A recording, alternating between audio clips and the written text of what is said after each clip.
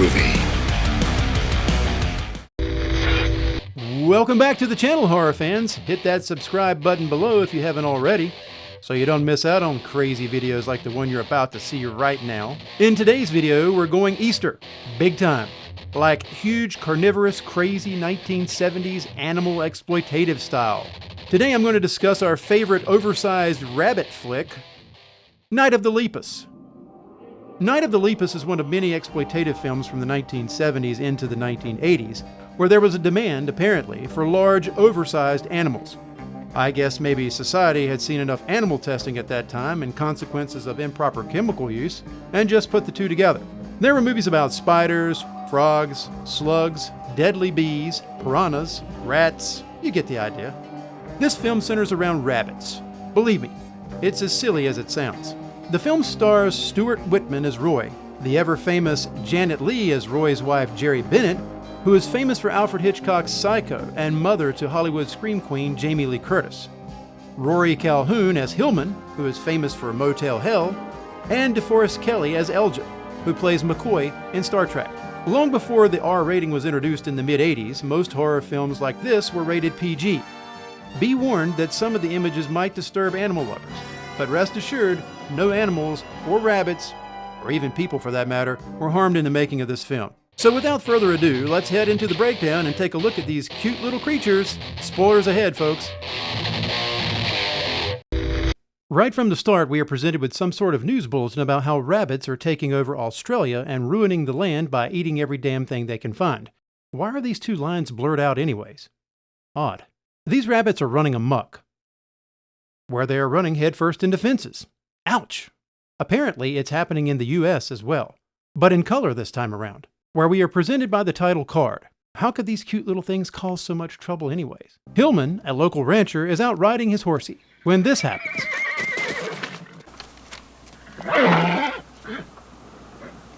Oh no. He's not going to...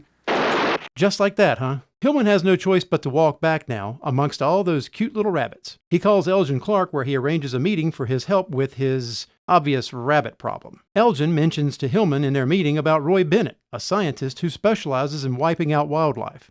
Yeah, well, he's just a little bit too good. I haven't heard a coyote yapping around there for over a year. Elgin agrees to arrange this meeting with Roy. Roy is really into bats, where he and his wife are gathering specimens. That's right, Roy. Just shake the hell out of them. Get them all angry. That's the last thing we need in this film is pissed off bats, too. What are you doing that for, Daddy? I'm trying to record their sound. Oh, well, that makes sense. Pissed them off so they can produce more sound. I get it. You hear it? That's the cry of fear. Yep. Elgin tells Roy about Hillman's Hassenpfeffer issue. Roy agrees to go if he can shake one of the rabbits violently. We find out why there are so many damn rabbits. There was a fellow that lived south of here about 10 miles. He used to raise domestic rabbits. But he had a fire and a couple of hundred of them got away. Roy tells everyone how he plans to get rid of the rabbits. Hormones. Hormones, huh? This ought to be interesting. A rabbit goes after first blood. Ow! What happened?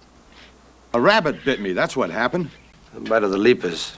That's a Latin word for rabbit, can be dangerous. Wait.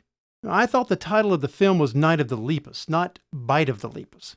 We get a better understanding of what scientific control group really means. What's a control group?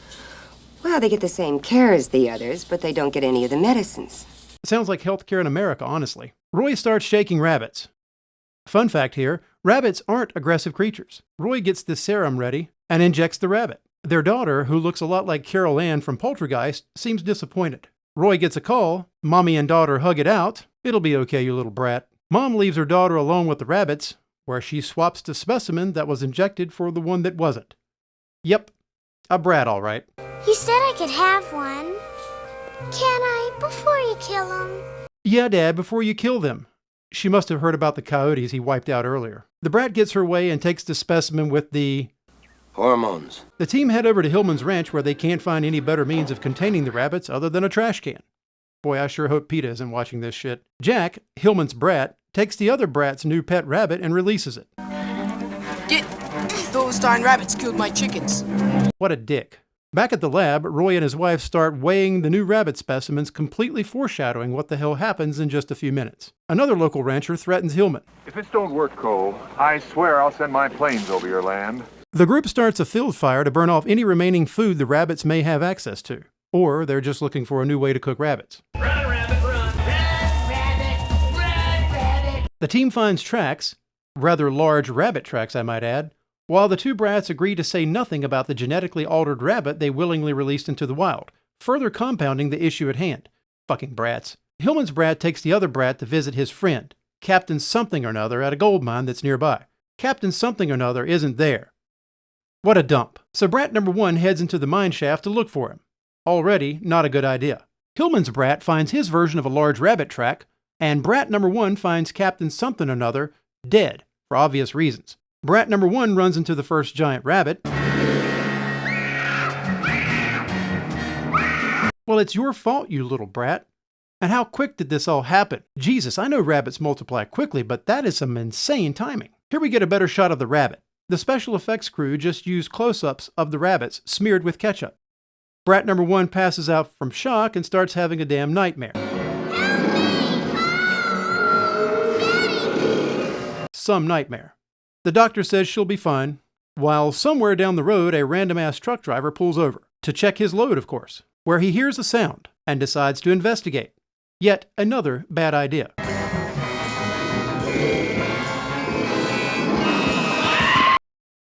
A passing-by deputy sees the abandoned truck and has a look-see, where he finds a reason to write a ticket for littering, but instead finds this, which leads to this.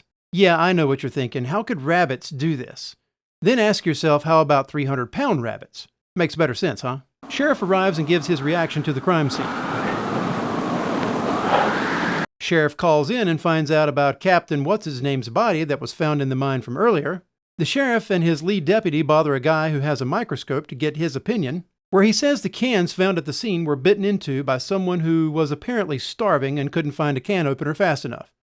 You can never find one of these damn things when you need it either. Cans, the boxes, and the victims. So the guy with the microscope allows Sheriff to take a look. Gross.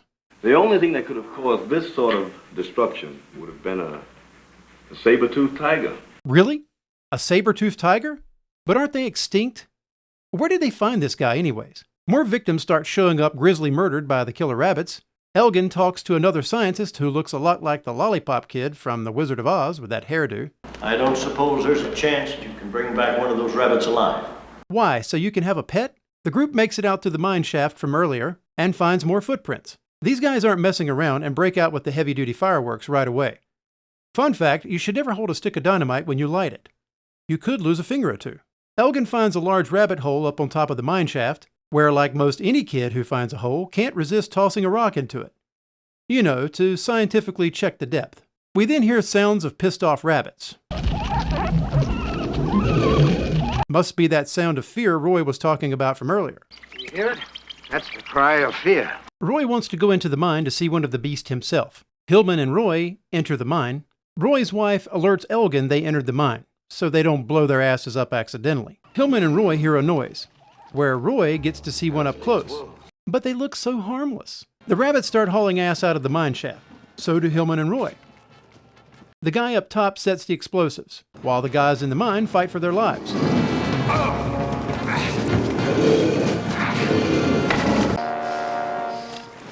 Night of the Lepus.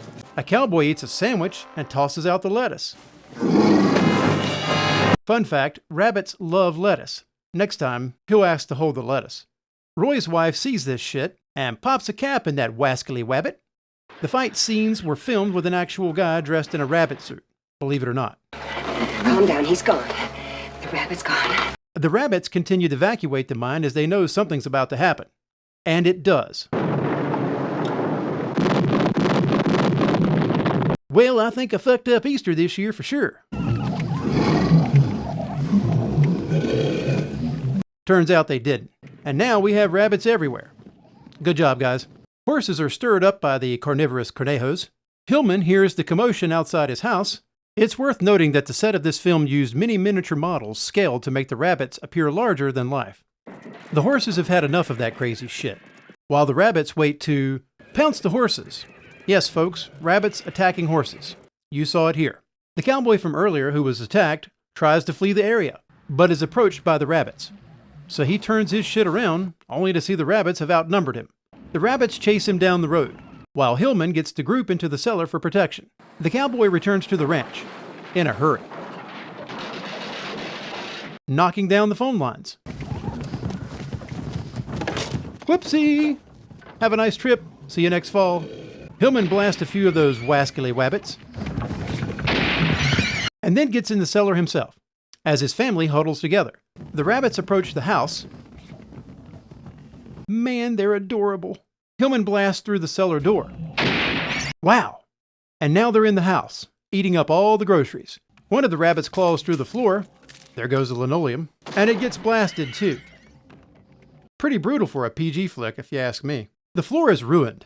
A shopkeeper nearby that Hillman tries to call is worried something is going on. No shit. After the gentleman leaves, she hears something strange in the distance. Rabbits are entering the town. And she gets killed.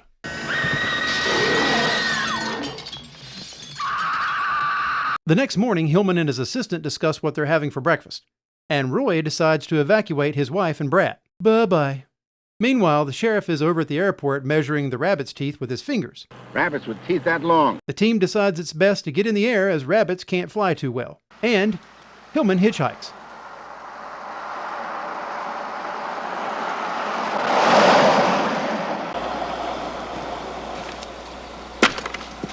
I wouldn't have done that. Picking up no stranger, Susan. I said that when we left Denver, and I'm sticking with it. Especially a man carrying a gun. I don't blame him one bit. Well, you won't find anything in that store, Susan. This is what they call a ghost town out here. These are the only smart people in this whole film, folks. Roy's wife and brat drive down the worst road they can find and get stuck. Imagine that. Hillman makes his way to the gas station where the shopkeeper was killed earlier, finds her body, and sees the rabbits have taken over. They just appear hungry. Hillman finds a mutilated mechanic, while the team searches for more rabbits. They find another large rabbit hole where Elgin can't resist dropping another rock into it. Damn it, Elgin, grow up. And the sheriff calls for the National Guard. Seriously, he really does call for the National Guard here. Hillman gets a ride with a preacher. The deputy confirms the National Guard are on standby. Night falls again, and the rabbits are back on the prowl. You know, this movie is called Night of the Lepus. Maybe it should be called Nights of the Lepus, because technically this is the second night. Anyway, the team makes a plan to electrify a segment of railroad track to flush the rabbits in so they can electrocute them. A very elaborate plan. The rabbits are still on the move. Deputies evacuate citizens from the area. National Guard is on the scene now. Bet they didn't enlist for this shit. Taking the wild plans into action, Roy calls the local railroad engineer to move the track so they can fry up some rabbits. The lazy-ass engineer makes a few arbitrary movements. I wouldn't want him to actually get up out of his seat or anything here. Jeez. The deputy makes an announcement at a local drive-in theater. There is a herd of killer rabbits headed this way, and we desperately need your help. The drive-in patrons agree to help. Do you read me? The drive-in patrons then line their cars up to create a wall of light to direct the rabbits into the humongous electric fence the team is cooking up. No pun intended. All this time, Roy's wife and Brad are still stranded. Yeah, I forgot about them too. The rabbits have reached them, and the wife has a brilliant idea.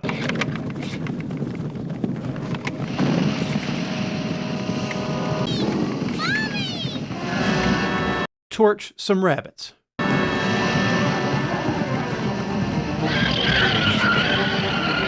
By the way, that was a fake rabbit lifted up with a wire there, so calm down. Wasn't a real rabbit. Roy rescues his wife and brat.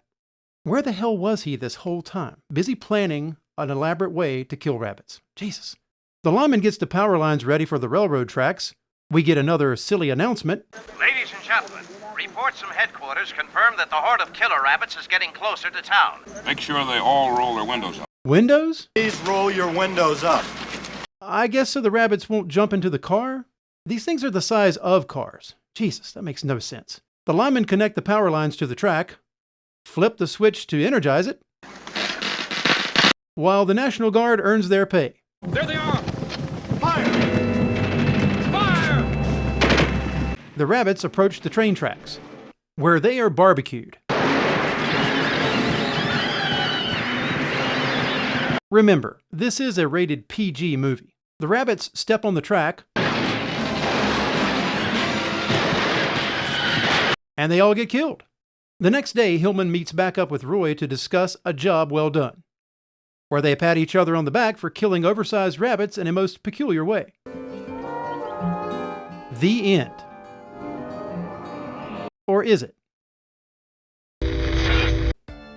Just goes to show a movie can be made about anything. As I said before, animals weren't harmed, but there were some scenes that made me second guess it for sure. Janet Leigh, who was later embarrassed by the film, wouldn't allow her daughters Kelly and Jamie Lee to be on the set of the film, which was not far from their family home.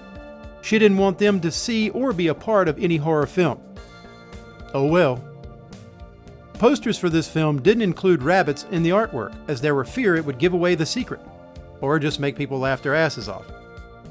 During the beginning of the production, Animal Wranglers started out with around 24 rabbits, but as production went on, the rabbits took it upon themselves to reproduce, allowing for the stampede we saw at the end of the film.